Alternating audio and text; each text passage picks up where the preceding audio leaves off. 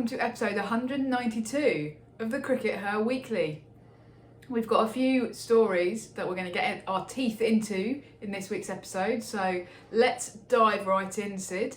The first thing that we're going to be talking about relates to the 100, because there's been an interesting article by Will Macpherson in The Telegraph this week, all about the 100, a little bit of a scoop there by Will. And he's given a few pieces of information. Now, there's obviously been a lot of conversations about the future of the 100, what it might look like, whether it's actually going to continue at all.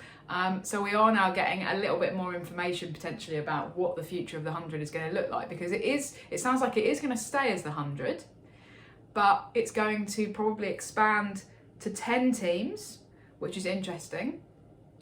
That's interesting for a reason that relates to the first class counties, isn't it, Sid, in terms of actually bringing in more of the first class counties on board, because we've got 18 men's first class counties, haven't we? So if you bump up the number of 100 teams to 10, what does that do to the maths? It suddenly means that there's a majority of teams have 100 teams. Yeah. And then a majority of teams have some sort of potential buy-in to creating a situation for the men's first class game where they go, look, let's just reduce the first class aspect of the game, the sort of Div 1, to just 10 teams, and then the other teams can become sort of semi-professional, and we'll feeder counties. We'll leave them out of everything.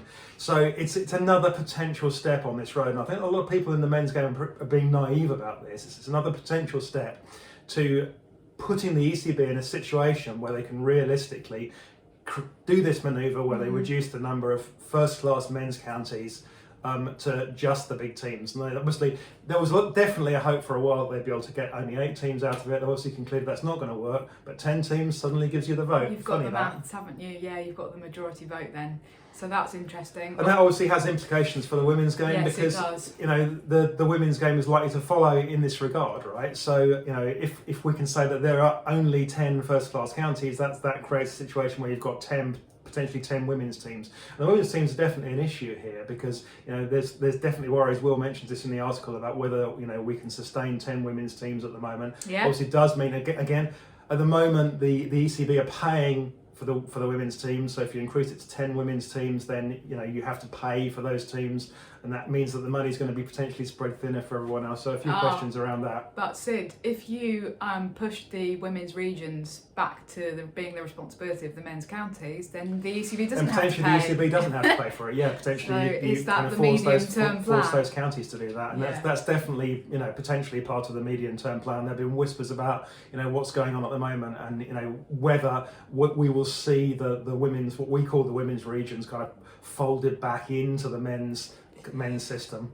Yeah, it's really interesting, isn't it? Of course, the other thing that's very frustrating about this, that we have talked about before, is that we're talking about votes here, and we're talking about the men's first class counties voting on this and having majority say in it, and that at the moment means that there's absolutely no representation of women's cricket in these huge decisions that have massive ramifications for the future of women's cricket. Very frustrating. Yeah, absolutely. I mean, at the moment, as we say, the women's regions kind of exist in their own sphere. They've got no kind of legal. I mean, legally they're businesses, but they've got kind of no part in the legal voting structure and the governance structure. And the ISEC Commission very heavily criticised that. Yeah, and said this needs to change. One way of potentially changing that is to kind of, from the ECB's perspective, is to fold the regions back into the men's counties and go, well, there's your representation, it's the men's counties. And of course, then we're back in a situation where the men's counties, whose priority, not unreasonably, is men's county cricket, are the only representation of the women's game. And we know where that leads, because we've already been there 20 years ago. Absolutely, they did absolutely nothing to promote or develop women's county cricket, so that's a concern. The other worrying aspect of this article by Will Macpherson was actually about private investment into the 100 from abroad we're talking about, aren't we, really? And there's a bit of the article that's quite interesting where it says it's felt by insiders that this kind of large sums of money coming in from private investment from other countries will allow teams to pay the players more, which will attract the world's best players and improve the product. So one of the criticisms of the men's 100 has been that it's basically like a second or third class franchise competition because the best players aren't coming because the salaries aren't high enough. We think that that's absolutely laughable because really, given that the women's 100 is paying so much less than the men's 100, and yet our product is so much better than the men's one at the moment. But this is something that is commonly talked about in regard to the men's 100. So now, Sid, I know you're a bit sceptical about this idea that we get in investment and we can do whatever we like with it within English cricket, right? Yeah, I mean, okay, there's a lot of problems with this, and some of them we've talked about before. I mean, one of the problems for me is like who this investment comes from. You know, it's interesting that this investment, they've acknowledged this investment is coming from overseas, because nobody in this country is going to be stupid enough to invest in this, because you're not investing anything, basically. It's an invitation to give us money. Yeah. You know, I mean, you know, if people are giving money away, you know, please give me some. But yeah, but that would be lovely. Thanks. So what they're looking to do is to get investment from, you know, from billionaires in India, from billionaires in the Middle East. I'm uncomfortable with investment coming from those places.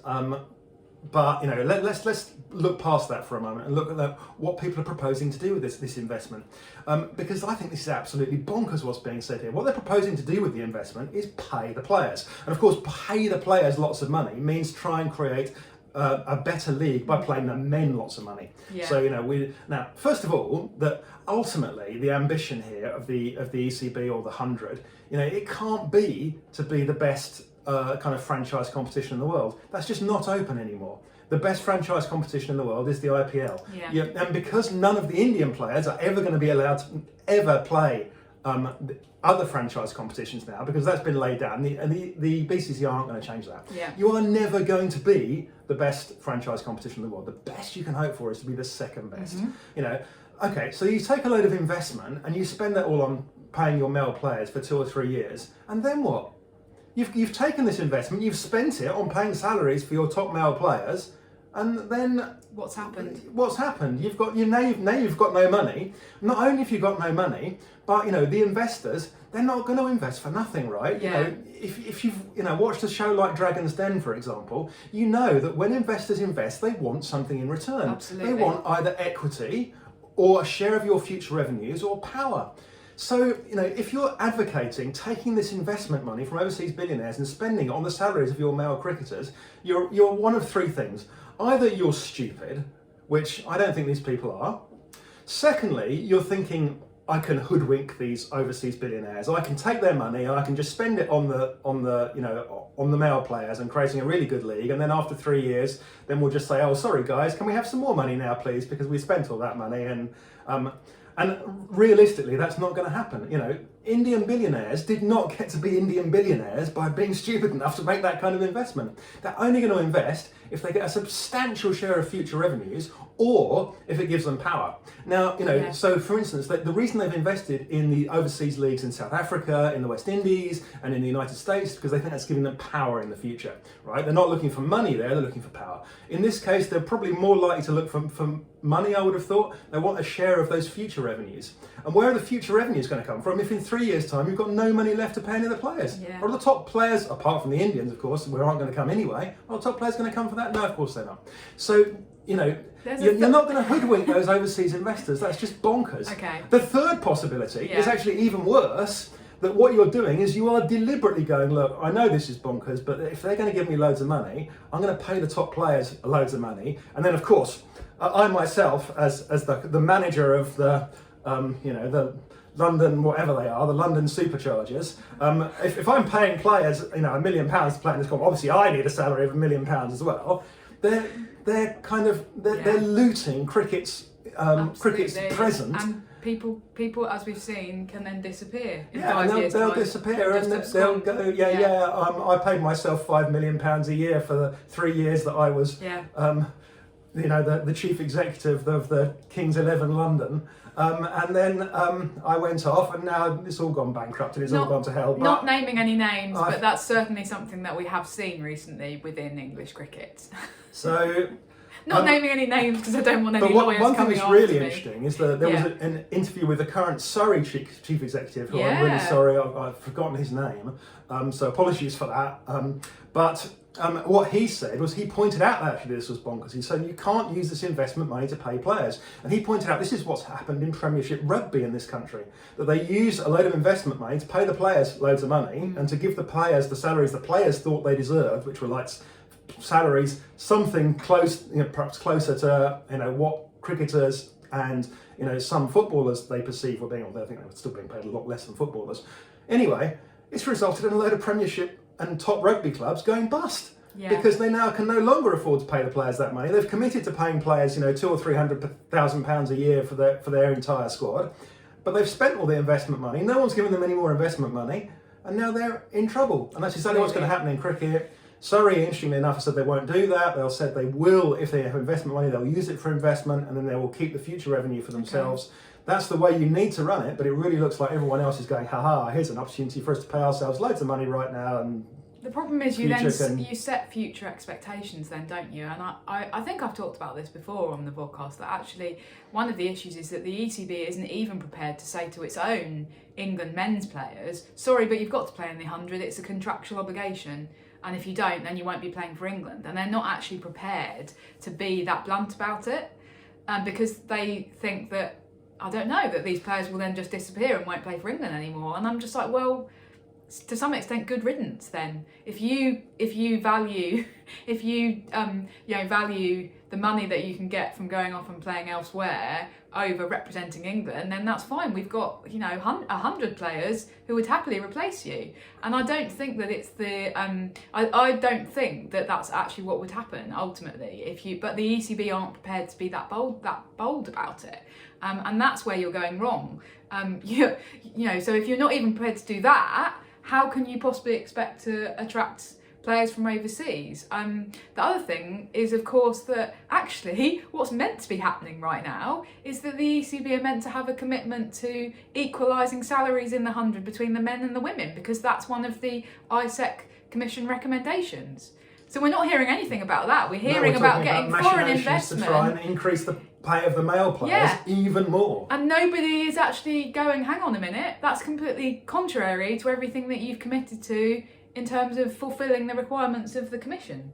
So yeah, I think it's going in a very disappointing direction, and I do fear that it'll end up like in the way that we're going, and that people are going to take this investment, they're going to spend it, and in 8, 9, 10 years time we're going to see these franchises going bust, or wholly owned effectively by people that are involved in the BCCI. Yeah. Anyway, talking of the women's regions, or whatever they may become, we do now have a fixture list for next summer, which again the ECB have, credit to them, the last couple of years actually we have had the fixtures a lot earlier than we would have had them previously, when they might have been announced, I don't know, 3 weeks before the season was due to start. So we know the format and the kind of shape of the domestic calendar now for next season. So the Rachel Hayhoe Flint Trophy is going to begin the season, so the 50 over competition, that's going to start in April and May, then have a bit of a break, and then resume at the end of June, then have another break for the 100 and resume kind of the end of August, and there'll be a final at Leicester at the end of September. So a similar structure to the one that we had last summer, or last English season.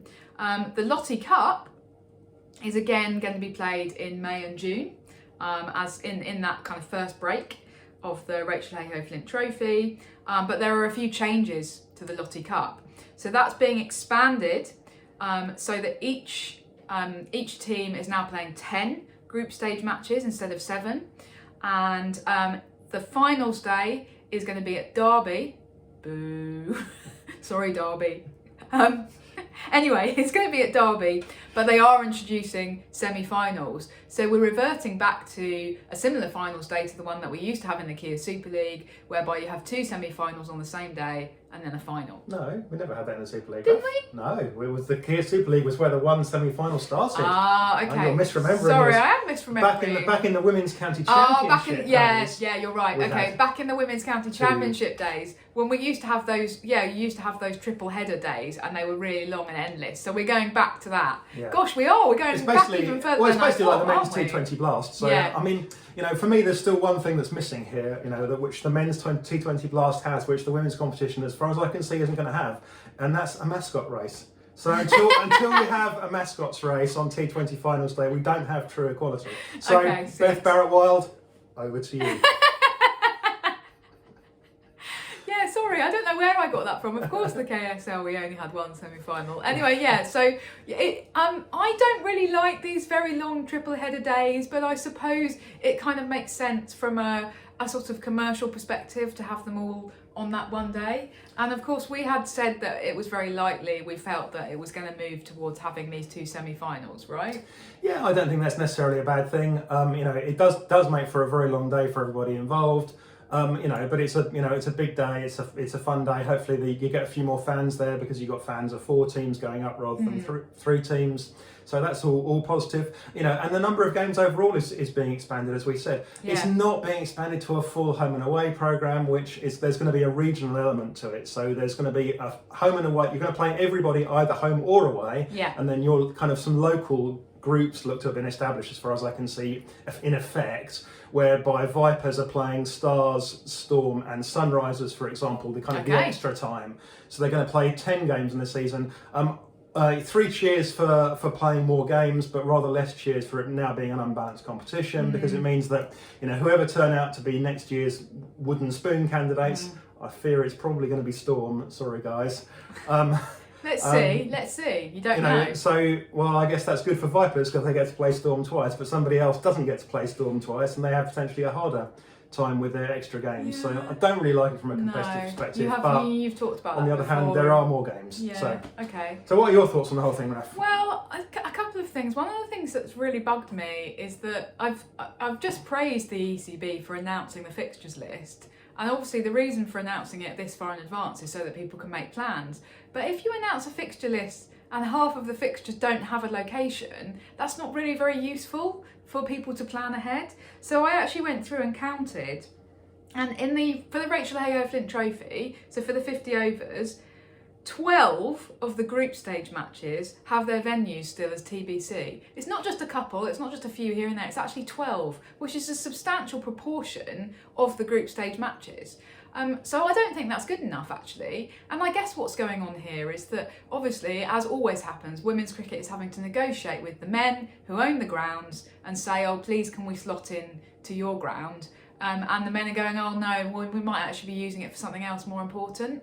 So frustrating, so rude. And we've talked about the issues that we had last season with some of the grounds not being very good, well back, and there being issues with, so for example, that strange Sparks v Vipers match that was played at Wormsley in Buckinghamshire, which just didn't seem to make sense. So in a way, you can't even make plans to go, oh well, I know it will be a home match or an away match, because it might end up being played in a different region. So who even knows? So that's one of the frustrating things.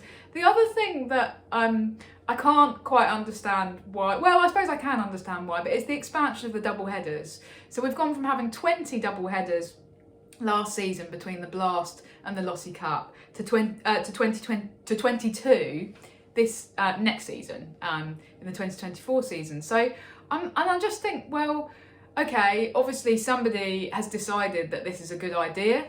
I guess it cuts down on the logistics because it's just the same day.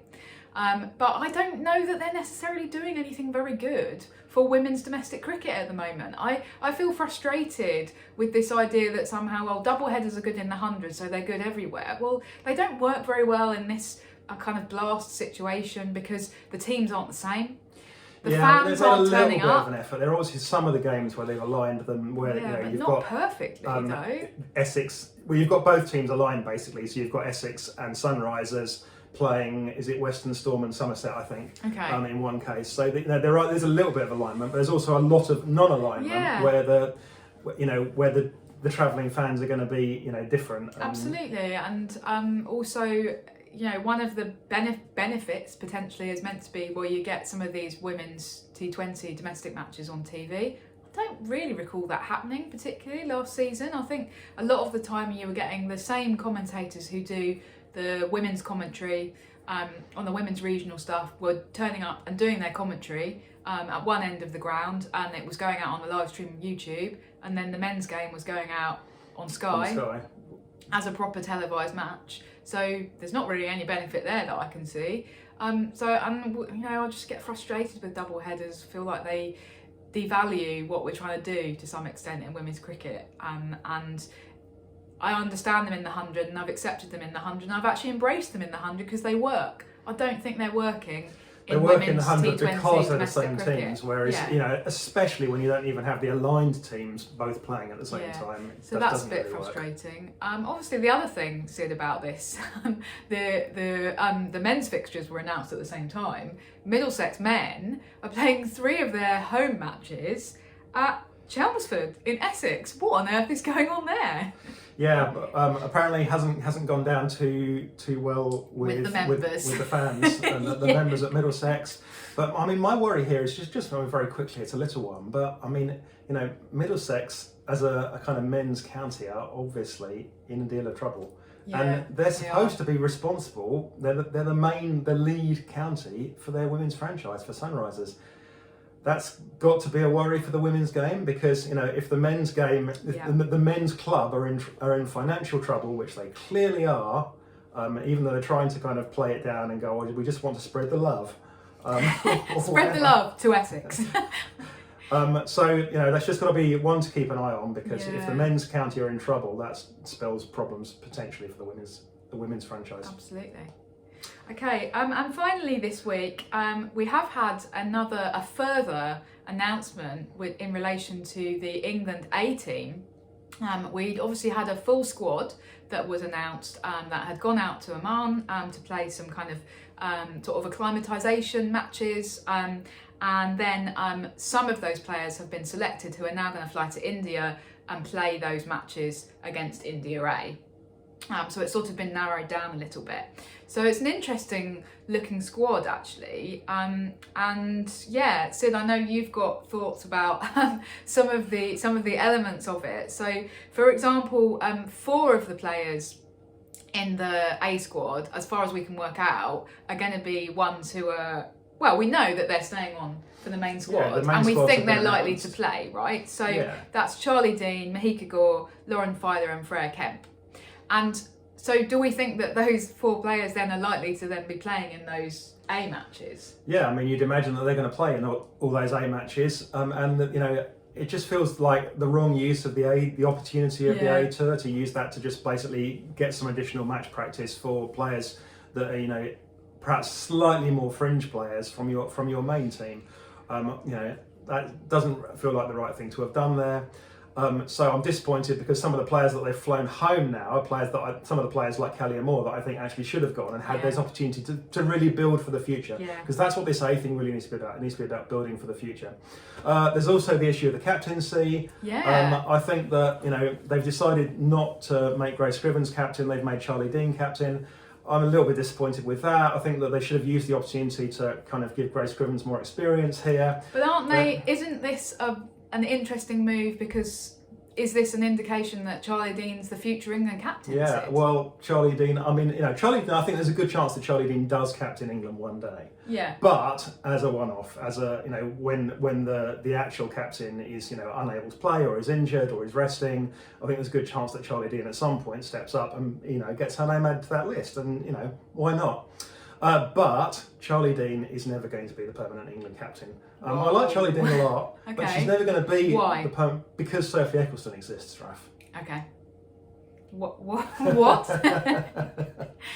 Okay, the key issue is for Charlie Dean in terms of the England captaincy is Sophie Eccleston exists. Sophie Eccleston is the best bowler in the world. Yeah. There's no evidence that she's going to be anything other than the best bowler in the world, or at least one of the best bowlers in the world for most of the next sort of 8-10 years for the rest of her career, because she's been up there, she's been remarkably consistent. She's going to stay there. Yeah.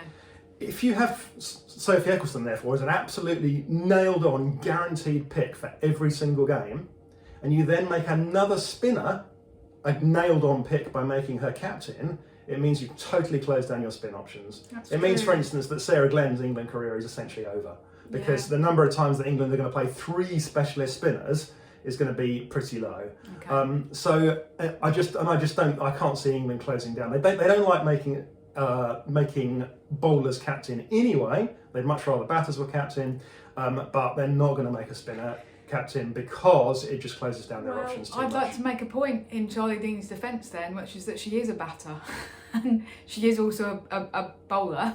She's an all-rounder, and actually the unfortunate thing for her has been that England have viewed her too predominantly as an off spinner rather than the batter that she actually is, and has shown herself to be in domestic cricket. And that's what's made her path to the captaincy difficult. So England need to reevaluate what they see her bringing to the team, I would say. Okay. But yeah, it does feel a little bit like this is Heather Knight defending her own position again. She doesn't want to name Grace Scribbins as the next captain because that's too much of a threat potentially. Yeah, and at the end of the day, Heather Knight has learnt well from the fact that she kind of became a threat to Charlotte Edwards herself when she became the vice captain all those years ago. So, but let's see also what they do with this tour, because there's also another A tour this winter to New Zealand. Let's see what they do there, and let's see if they make Grace captain for that one. But I do understand the captaincy thing. I also wonder if potentially ADR was actually supposed to be the captain for this, but ADR, we're told, has come back to England due to a family bereavement. That's not a secret. That was in the press release. Yeah. So love and thoughts with her. Absolutely. But I wonder if she was actually originally intended to be the captain for that. Quite that possibly. 18, which would perhaps have made a little bit more sense because she's someone that's. Well, it makes sense for Heather Knight because she's no threat to her. Well, I mean, she's The other thing about the A squad, slightly more generally, is again that there's probably I'm not going to name them because it feels unfair. But there are 4. Look through the names. There are 4 players in there that I'm fairly confident will never play for England in the future. It just so feels you're a bit right pointless. that it's tipping towards this is a kind of token gesture because we wanted to give our main players who haven't been in WBBL a bit of proper match warm up in India, rather than this is a genuine developmental opportunity. Yeah, and you have to say you shouldn't be picking for the A team. You shouldn't be picking the second best 11 players. In other words, players whatever it is, the players 15 to 26 or whatever it is. You're not picking a second team. What you're doing is trying to pick a future team, and they haven't done that. If you're including 4 players who will never play for England in the future, 2 of whom have played in the past. Yeah, I mean, and we've just had an under-19s World Cup, so we know who the players are that they've got their eye on for the future. Yeah, because so they played in the under-19s World Cup, and there's very few of those now. I think I haven't actually been through and checked the list, but probably can't be more than a couple. Yeah. Anyway. Right, gosh, we've gone on today, Sid. Thank you for your patience. We hope you've enjoyed this week's episode. Thanks for watching. Bye for now. Bye.